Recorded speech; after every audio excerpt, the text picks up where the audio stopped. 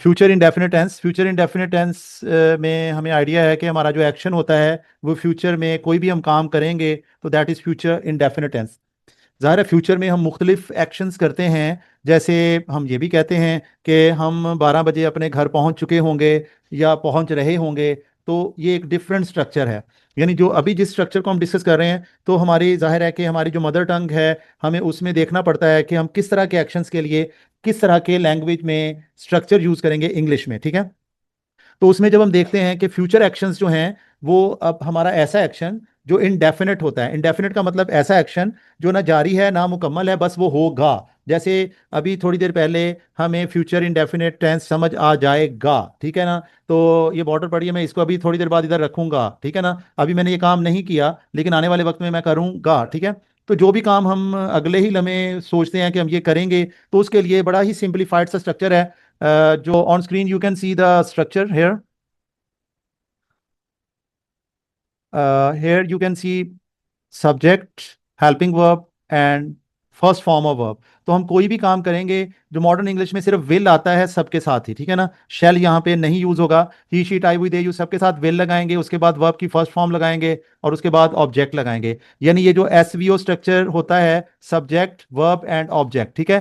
तो पहले दो टेंसेज में हमारे पास सब्जेक्ट के फौरन बाद वर्ब होता था, यानी ही प्लेज क्रिकेट या ही प्लेड क्रिकेट। लेकिन यहाँ पर सब्जेक्ट के फौरन बाद हमारे पास ये क्या है जी, हेल्पिंग वर्ब है। और जिस भी सेंटेंस के अंदर हेल्पिंग वर्ब मौजूद होता है, तो उसमें हम उसकी जो नेगेटिव फॉर्म और इंट्रोगेटिव फॉर्म बनाएंगे, तो उसको सिंपली हम किस तरह से करेंगे ये आप अगली स्क्रीन पे देख लेंगे। ये इसे हम कहते हैं फ्यूचर सिंपल। क्या कहते हैं? फ्यूचर सिंपल, जिसमें हम कोई भी काम करेंगे। जैसे आप लोग अभी सोचेंगे कि मैं जनाब जाके नाश्ता करूंगा, so I will eat breakfast at 12 o'clock, ठीक है ना। I will go to my home at 12:30, ठीक है ना। आई विल ऑफर जोहर प्रेयर एट 1:30। तो जो को काम भी आप आने वाले वक्त में करेंगे, तो उसके लिए आप सिंपल स्ट्रक्चर है कि ये काम आप इधर से सब्जेक्ट में कोई भी इनमें से एक आ सकता है, विल लगाएंगे और उसके बाद वर्ब की फर्स्ट फॉर्म लगाएंगे और वो हमारा स्ट्रक्चर सिंपल मुकम्मल हो जाएगा। अगर हम इसमें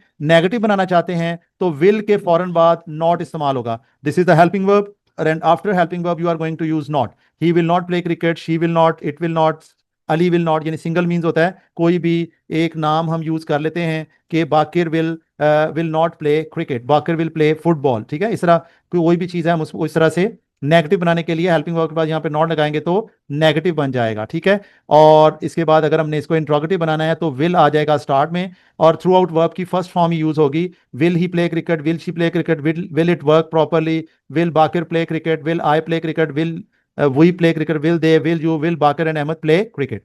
जहां तक बात समझ आ गई? यानी हेल्पिंग वर्ब के बाद नॉट लगाएंगे तो नेगेटिव बन जाएगा, हेल्पिंग वर्ब शुरू में लगाएंगे तो सवालिया बन जाएगा। This is future indefinite tense. या जो हमारा इंट्रोगेटिव सेंटेंस होता है, उसको हम डबल इंट्रोगेटिव भी बना सकते हैं।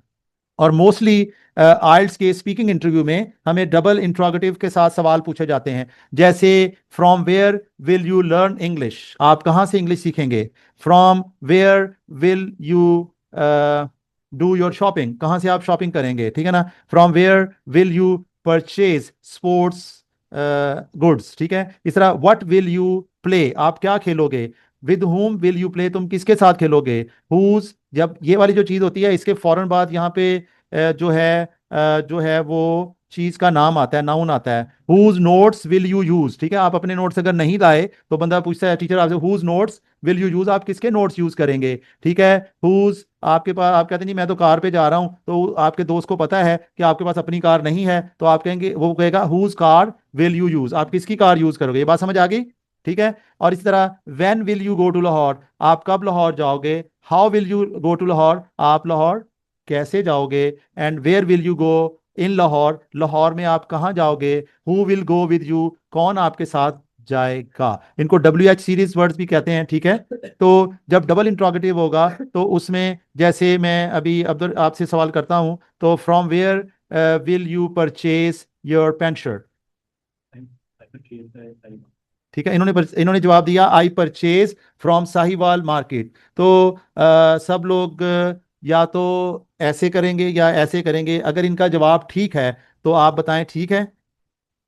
इनका जवाब ठीक नहीं है, क्योंकि इन्होंने जो आगे से स्ट्रक्चर यूज किया वो फ्यूचर का स्ट्रक्चर यूज नहीं किया। इसकी मिसाल ऐसे ही है, मैं कहता हूं कि आप कल यहां आओगे, तो ये कहता है कि मैं आज आया हूं, तो ये इनका जवाब है। यानी कहने का मतलब ये है कि जो मैंने इनसे सवाल किया आने वाले वक्त के बारे में और इन्होंने मुझे जवाब दे दिया मौजूदा वक्त के बारे में, इन्होंने फ्यूचर का स्ट्रक्चर यूज ही नहीं किया। जिस स्ट्रक्चर में सवाल होता है उसी स्ट्रक्चर में जवाब होता है। इसको सेंस में क्या कहते हैं, जिस वक्त के बारे में सवाल किया जाए उसी वक्त में जवाब होगा ना। मैं पूछ रहा हूं आने वाले वक्त का, ये मौजूदा वक्त का बता रहे हैं, पर प्रेजेंट परमानेंट आदत अपनी बता रहे हैं, ठीक है ना।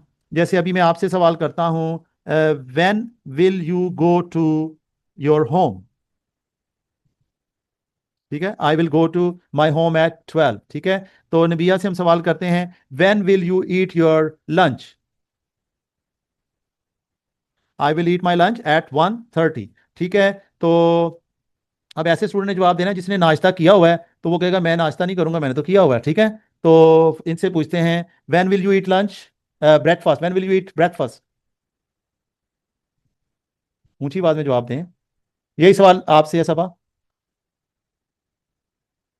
हमने ये बताना है कि मैं जी, ये सवाल हम आपसे करते हैं जी, आपसे जी,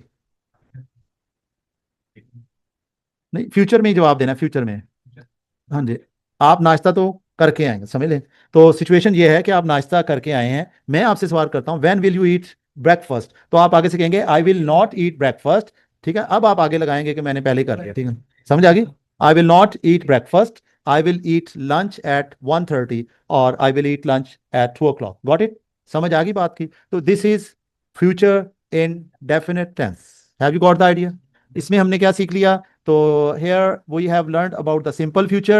In simple future, subject, helping verb will, first form of verb and object. Then we have come to know about the negative sentence.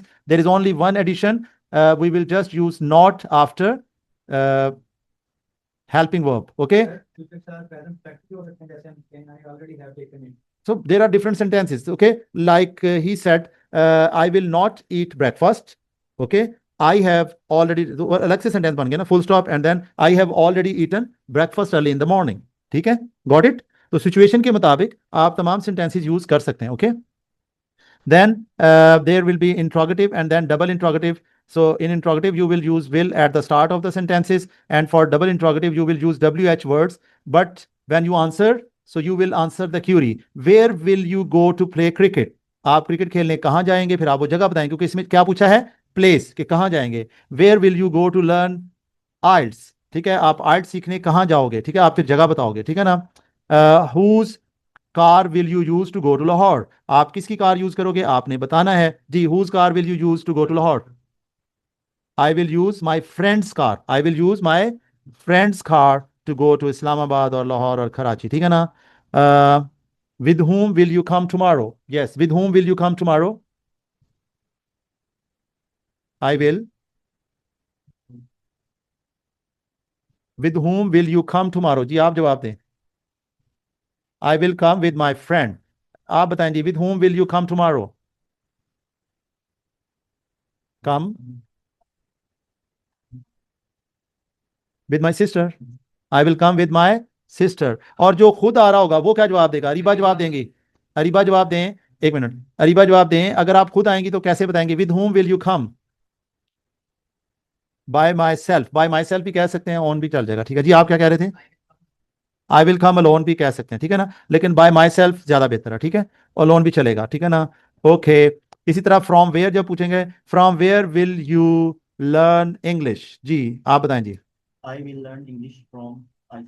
I will learn English from ICG, the name of quality education. Okay, thank you. अच्छा जी. So we have learned the future indefinite tense. Any question about this? Online students can also ask the question. If you have any question, you can ask from me.